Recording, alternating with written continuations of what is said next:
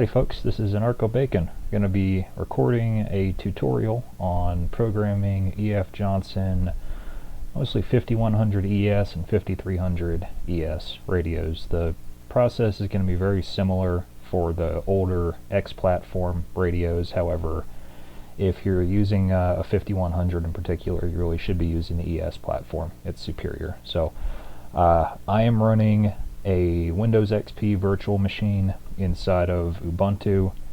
That's not necessary. It'll work just fine on Windows 10. I just like Windows XP for the nostalgia. So I'm gonna come over here, start PCConfig 2.18.6. This will program basically every ES series radio on the market. Going to create a code plug. Let's do UHF 380 because that's the majority of the market nowadays. Click OK. And now we've got our code plug started. We're going to go up to radio, click series, make sure that we are in 5100 portable mode. If you're programming for a 5300 mobile, you'll select that option up there. So from the get-go, you have 4 tabs, and sort of in increasing specificity, if you will. You have your global tab, which is used for global options, display mode, soft power down, backlight, things like that. It's also where you set up your encryption keys. Then you have radio wide, which you'll set up your radio wide scan list, a few display options, and most importantly, your menu and function keys. Then you have your system tab, where you define the behavior of a given system. I would define a system as a group of like channels. Say you have a ham radio system where you're going to be using a given digital unit ID. You'll probably want to have all repeaters on that system as part of their own system. Then say you're also going to be using the same radio on an analog system for work, and you have to use an MDC ID. You might want to create a separate system for your work use, and then all of your work channels would go on that. You can define unit IDs, conventional signaling, which is your MDC, single tone, 5-tone, DTMF, GE star if for some reason your agency uses that. If you do, you're probably in New York, and if you're in New York, I'm sorry. This is also where you set up your call list, talk group list, priority scan list, or system-wide lists. And you have the zone tab, which also handles channels. So starting from the top, let's just assume this is one of the those surplus limited keypad radios. Those are all over the place. I'm just going to walk you through a basic setup. So we're going to program one encrypted digital channel and one analog channel. First we're going to set the keypad type to limited keypad. See if we want to select any of this. I'm going to disable toggle during keypad lockout so that the upper rocker switch doesn't try to do anything if the keypad is locked out. This is my preference.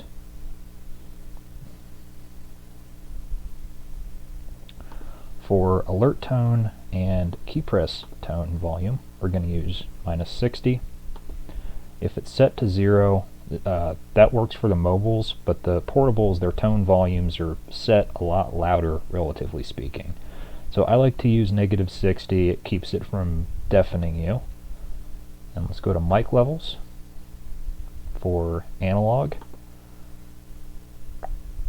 we're going to stick with 0 decibels on both normal and internal and external. For digital, we're going to go to AGC, which is automatic gain control. In other words, the radio will automatically adjust the output volume based on the input volume. So whether you're yelling or whispering into the mic, the received audio on the other end will be about the same level. Now, something I like to do is running enhanced display mode. So we're going to go to Edit Display Options, then let's check our Enhanced Dual Line Zone. This is how we want it. That way the upper line on the display will show the channel name and the lower line of the display will show the zone name. So say Channel 1 Zone A, for example, or however you define it. That's up to you. Now let's go ahead and enable radio ID. This is just a power on, so let's call our radio Unit 1.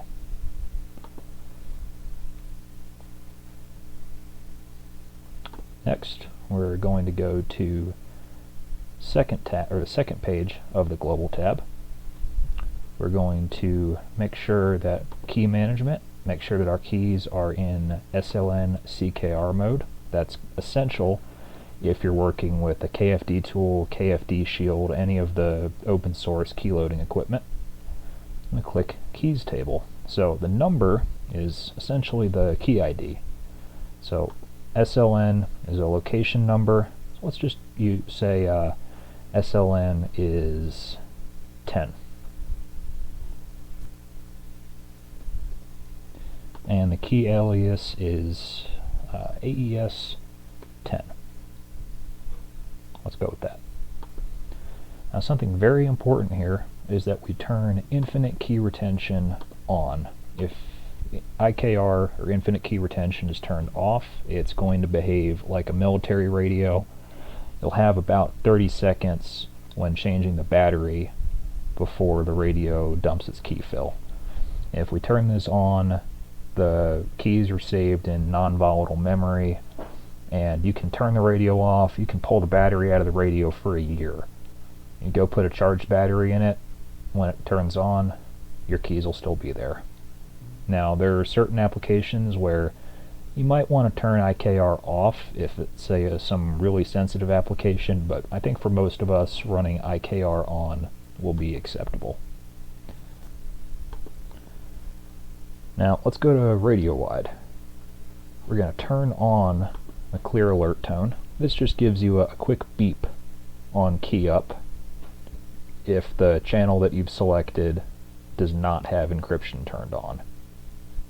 It'll let you know that you're about to transmit in the clear, sort of remind you that you need to watch what you're saying because you're transmitting in clear air. Then just kind of working sequentially through this, we have menu items. So let's see if there's anything that we want to add here. Let's say contrast. That's a good option to have. Increase or decrease display contrast. Display information, which will let you toggle between frequency and channel alias. Erase keys in case you want to zeroize the radio. And yeah, that's a reasonable set of menu options. Assign aliases allows you to change how an option appears on the menu. We don't have to do that right now. That's just operator preference. Let's go to assign buttons. I'm just going to use my standard key assignments. So the emergency button, or the orange button, is going to be keypad lockout. So if you tap that, it'll show keypad locked on the display. It will lock the channel selector, lock the zone selector, lock all of your other buttons except for the push to talk. You can even set it up to lock the volume if you'd like, so that way you can hand the radio to an end user and he's not going to be able to do anything to it. He's not going to be able to change the volume, change the channel, do anything that you don't want him to. I find that that's often desirable with an inexperienced end user. So our side button 1, let's make this backlight. Side button 2 is going to be high or low power, which cycles between, in the case of a UHF radio, 1 watt low power, 4 watts high power. And then side button 3, I like to program this as talk around or repeater TA, which toggles between transmitting on the repeater input and transmitting on the repeater output. You might want to transmit on the repeater output in what's called talk-around operation if, say, you're out of range of the repeater or if the repeater malfunctions. There's different use cases for that, and again, that's all going to be user-specific. Go ahead and click OK. Then in our display options, let's click push-to-talk ID on receive, set that to infinite, so then the radio will display the ID of the radio that's transmitting whenever it's receiving a call from that radio. Check signal strength indicator is on. Click default. Defaults are fine. I have never had a problem with them. So this is something that these radios have over, say, an XTS. They'll display RSSI in conventional mode. Motorola doesn't have that. And for our systems, so we're just going to run with the single system. That's okay. And our digital unit ID, so we said it was unit 1. Let's have our unit ID be 1001.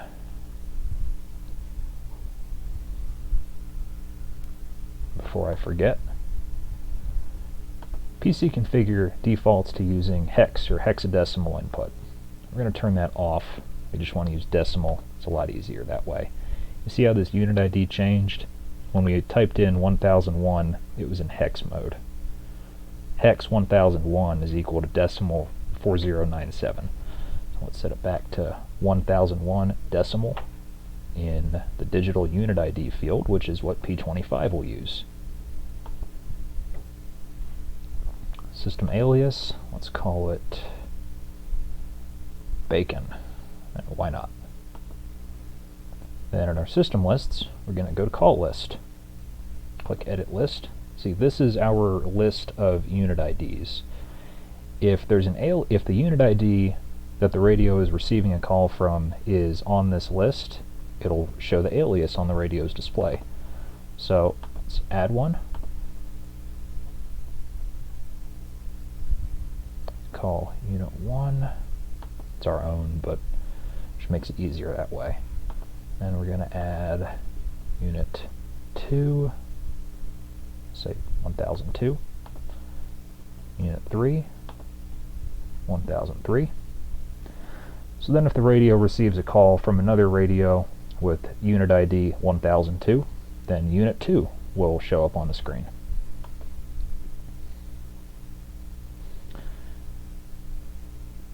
And for our MDC ID, let's go ahead and do MDC as well. We'll also set 1001.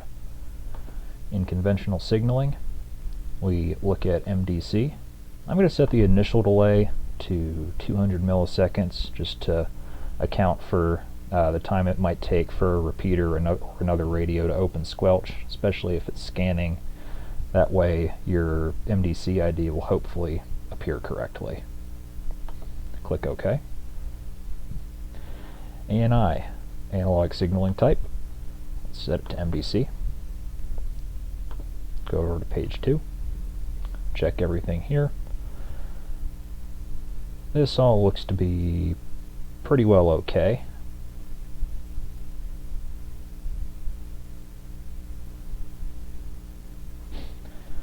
Then in the zone menu, we're going to click Edit Zone, and then we're going to have to enable channels.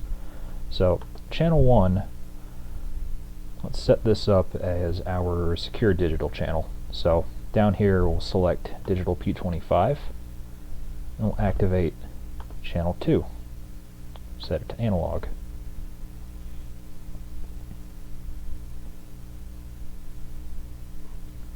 And then let's also call our zone A.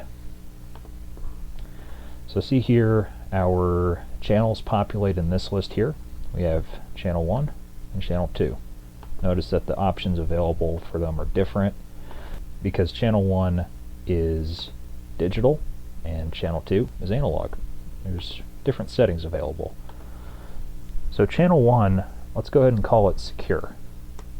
We're going to set power to high-low power switch. Allows us to select high and low power.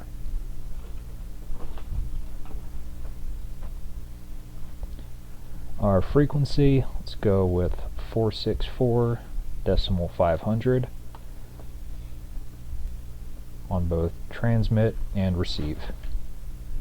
So 464.500 is a very common itinerant frequency. It's pretty representative of what you might want to put in your own radio, so let's run with that. And here we have our NAC, or Network Access Code.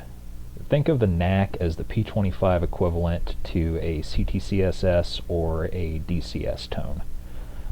It's just a 3-digit number that acts essentially identically to CTCSS or DCS.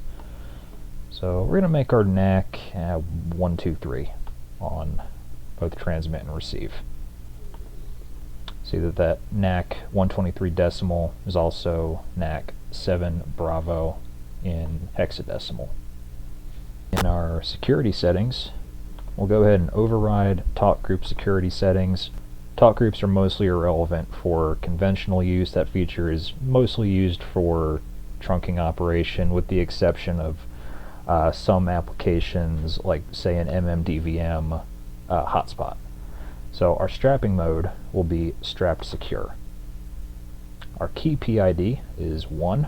Remember, that was the ID of the key that we created back on the global tab. That way, when the user selects that channel, the radio will look for key ID 1. It'll see that AES 10 key that we created, and it will use that key. Busy channel lockout. We're going to go ahead and set that to noise. So what a noise BCL setting does is it prevents the user from keying up in the event that there is noise present on that channel. That's a fairly common courtesy on itinerant frequencies, which are by definition not exclusive use. They are shared with other users, and it is very polite to set BCL. That way you don't inadvertently key up and jam somebody else's conversation who might be using a different tone, a different NAC, a different mode, etc. It's just polite. Now for our channel 2. Let's go ahead and say that we have our ham license. And make this 70 centimeter calling. So for our ham operators, that's 446.000. Again, we're going to set our transmit power to high-low switched, enabling the end user to select high or low power. So because we can use wideband deviation on ham, we're not subject to the Part 90 narrowband mandate. We're going to go ahead and keep that wide 5 kilohertz deviation for that nice sounding wideband FM audio. Set our frequency to 446.000 on transmit. We're going to do the same on receive. And just for the sake of argument, we're going to set a transmit CTCSS tone of 100 Hertz. There's really no good reason to do that other than just to demonstrate it. Strapping mode, strapped clear.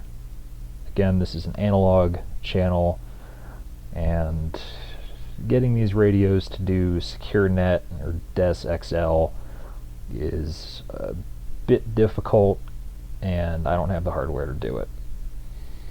Busy channel lockout, again, let's set that to noise. Say there's somebody operating on another mode that your radio can't decode. That'll keep you from stepping on him. Again, just being polite. Then pre-TX ANI, we're going to set that to on. So what that's going to do is when you key up, remember we turned that clear alert tone on, the end user is going to hear a beep. And while he hears that beep, the radio is sending out its MDC ID. So the MDC is that data burst squawk that you might hear on, say, some police TV show, or if you're a scanner user, you might hear MDC on that. And what it is, it's just a method with which to digitally encode, not encrypt, the unit ID into audio. And that what that squawk actually is the radio sending its MDC ID. In this case, it's 1001. So just one minor gotcha in PCConfigure. Even though we are in decimal mode with hex input unchecked, MDC is PCConfigure actually requires MDC to be input in hex, even when the program itself is in decimal mode. So 1001 actually converts to 3 echo 9 hex. So we then enter that as our MDC ID, and it's the same as 1001. It's just a little idiosyncrasy with the software. So with that, we're ready to write the radio. Let's I don't have a radio hooked up, but say we did, we'd go to COM ports, we would select a COM port that our programming cable, USB serial converter, whichever it's connected to. We're going to go up here to transfer, and we're going to hit write parameters to radio. And you're going to have a progress bar show up. The radio will show upload, and then after a minute goes by, the radio will reboot and your code plug will be loaded into the radio. So that's been a real quick tutorial on how to do elementary programming on an E.F. Johnson ES series radio. If you'd like advanced tutorials covering additional functions, then I'd be happy to record those. Just let me know in the comment section or on my Instagram page @AnarchoBacon what you'd like to see. Thanks for watching, guys. Adios.